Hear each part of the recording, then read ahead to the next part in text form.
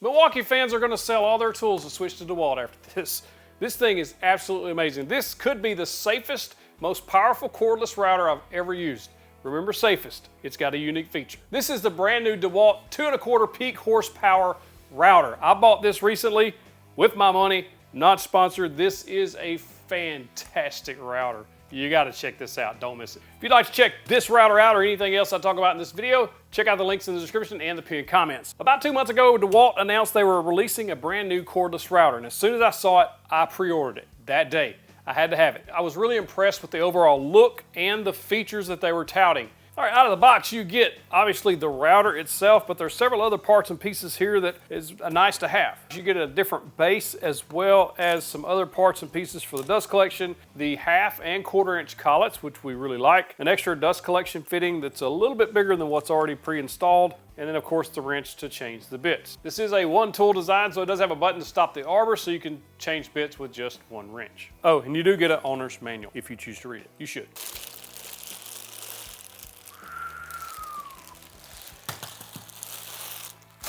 That is one sharp looking router right there.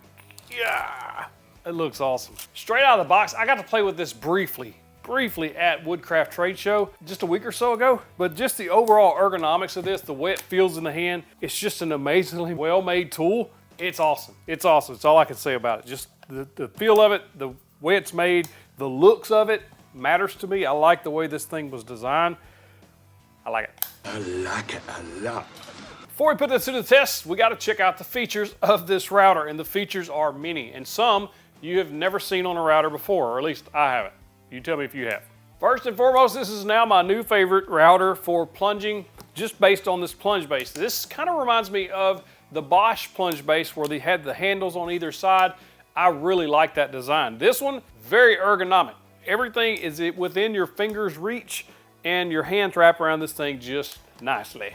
First, let's go over the plunge features. Number one, it does have this trigger design, thumb trigger, so that you can raise and lower and it'll stop anywhere you let go of this thumb trigger. You can also basically set it to be free plunging so that it doesn't stop. And the way you activate that is push this trigger all the way down, it'll pop into place, and then you can use this button here to lock things into place, and it will literally lock wherever you stop it at. Pretty cool feature. One thing I love about this plunge mechanism on the new router is they've kind of taken the old router's design and improved on it. I've always been a fan of how this plunge depth settings work on the DeWALT. This is one of my favorite corded routers. On the cordless router though, it's much better. Check this out. So now you can set this depth adjustment here. I also like that this indicator is easy to see. It's very, very easy. Really nice pinpoint accuracy if you needed that. And on the bottom, you can also fine tune this as much as you want because it's a screw style. You can literally take micro adjustments there. This will slide inside of this depth setting, but you can lock this down with this trigger, which is also, again, at your thumb on the right side. The corded version has this turret style depth adjustment that allows you to take incremental steps when you're making your plunge cuts. This one takes it a bit further, which I like. It does have the turret style, but it also, you can micro adjust each one of these. That's nice. I like having all of this adjustments. You can micro adjust the depth rod itself, and you can adjust each of these turrets to be set exactly where you want them. Now, I'm excited to give it the first power on. This can be used with any of your 20 volt max batteries. However, they really like you to use or prefer you to use the power stack according to the box. First power on. Soft start, and it will stop fast. So it has a brake on there to get that speed down fast. I like that. This has a very unique setting that makes it probably one of the safest routers you can purchase. Check this out. Right on top, you might notice what it says there, anti-rotation. What that is, I saw this in a patent. We did a video on this about a year and a half or maybe 2 years ago on patents coming from Milwaukee about if a router fell, it would stop the rotation. This has something very similar, which is very interesting. I'm gonna squeeze the trigger. I'm not gonna let go of it, but it's gonna stop itself, watch. And the anti-rotation light is on. While I'm holding the trigger, when I let go, it's going to reset itself, and then you can use it as normal. What that's for is like an anti-kickback. So if you hit something, or if it gets pushed away from you, it should shut off. But what about if it falls? I'm curious about that. Only if it jerks backwards or moves side to side. It's a rotation. Here's my deal, DeWALT. If it can be turned off doing this, when it does this, it should also turn off. Can't be that hard, unless it was a patent issue, which I'm kind of thinking it might be. Still, the anti-rotation lock or shut-off is a very good safety device. I love seeing that type of innovation on these tools. Now, to activate the router, I just showed that you pull the safety switch down, activate it, and there is a thumb lock in there or a switch lock that you can press to keep it powered on.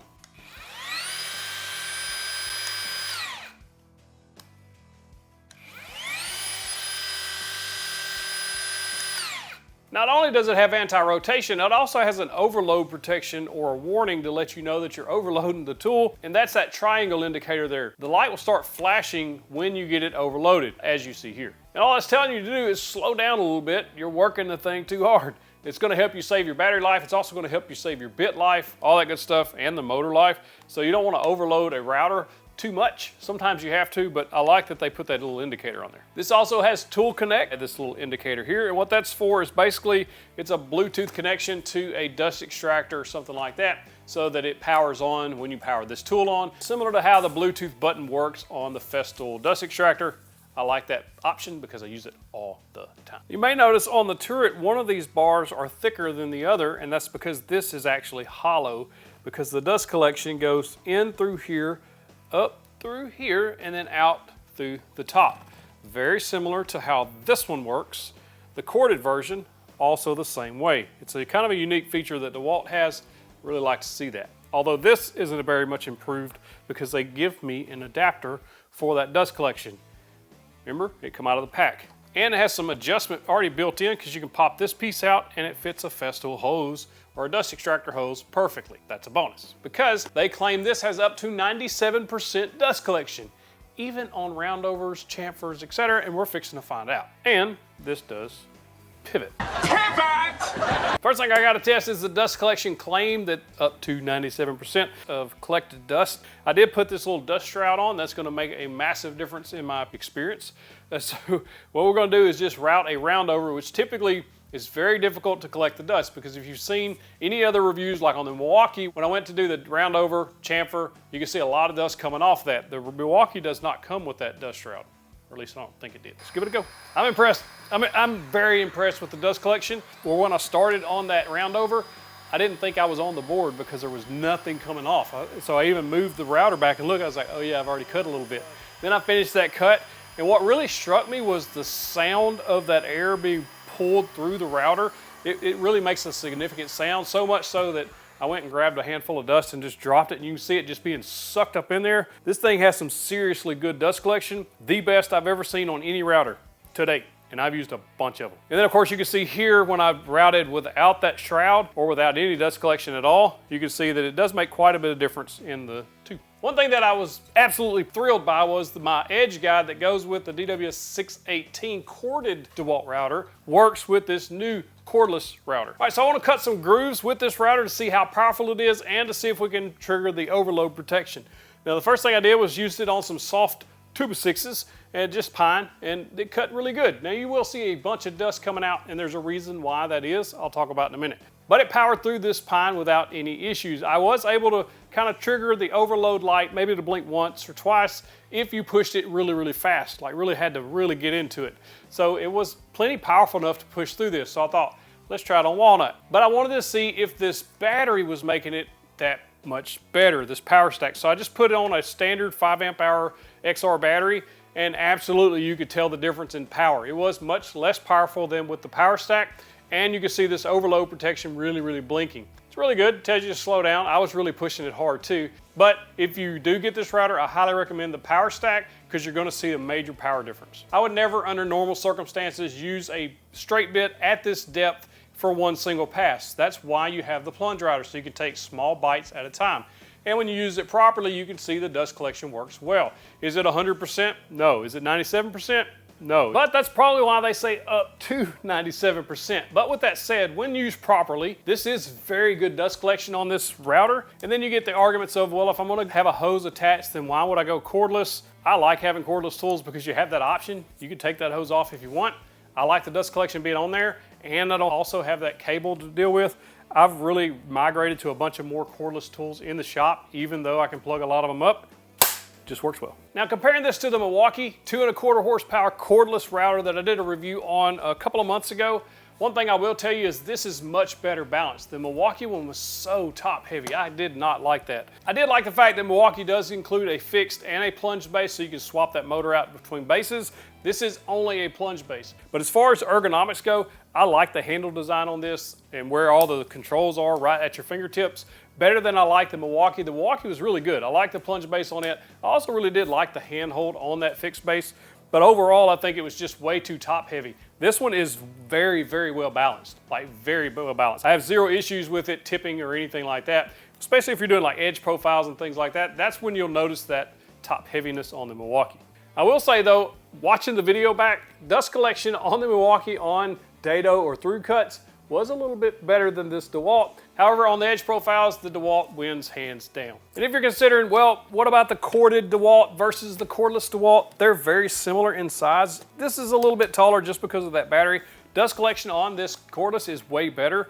Power, 2¼ horsepower, 2¼ peak horsepower. Make sure you use that power stack battery because they do make a massive difference. Overall, the DW618 corded DeWALT has been one of my top picks for beginners starting out. Just buy this one, you get a plunge and a fixed base and it's corded, and it just works well. It's a really, really well made router. However, if you want to get into cordless routers, I can tell you you'll love having this router. It is just a joy to use. The plunge mechanisms work very similarly. This one is a little less stiff than this one, but only probably because this one's way new and I've used this one a ton. Overall, you still get the turret style depth stop adjustments, the variable speed, very similar depth adjustment. You get 1/2 and 1/4 inch collets on each one of these. They're very comparable. You just get a fixed base with this one where you get just the plunge with this. As far as pricing, you can get the DW618 corded router for just over $200 most of the time, $225 give or take. You get the fixed and the plunge base. So you get kind of the best of both worlds there. This by itself, tool only, no battery, is at the time of launch $349.